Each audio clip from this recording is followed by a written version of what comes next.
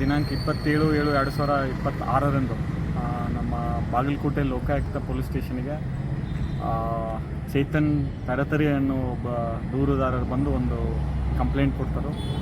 ಆ ಕಂಪ್ಲೇಂಟ್ನ ಮೇರೆಗೆ ನಾವು ಇಂದು ಈ ಜಮಖಂಡಿ ಖಜಾನೆ ಆಫೀಸ್ ಕಚೇರಿಯಲ್ಲಿ ದೂರಿನಲ್ಲಿರುವ ಅಂಶ ಏನೆಂದರೆ, ದೂರುದಾರನ ಮಾವನ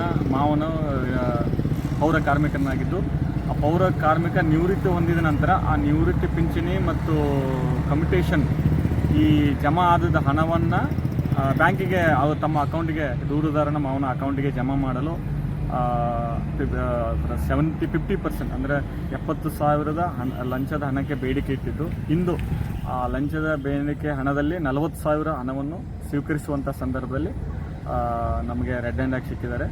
ನಮ್ಮ ಲೋಕಾಯುಕ್ತ ಪೊಲೀಸ್ ಠಾಣೆಯ DSP ಇರಾದಂಥ ಸುರೇಶ್ ರೆಡ್ಡಿ ಮತ್ತು ಇನ್ನುಳಿದ ಅಧಿಕಾರಿಗಳ ತಂಡದಲ್ಲಿ ಈ ಪ್ರಕರಣ ದಾಖಲಿಸಿ ಮುಂದಿನ ತನಿಖೆಯನ್ನು ಕೈಗೊಂಡಿದ್ದೇವೆ.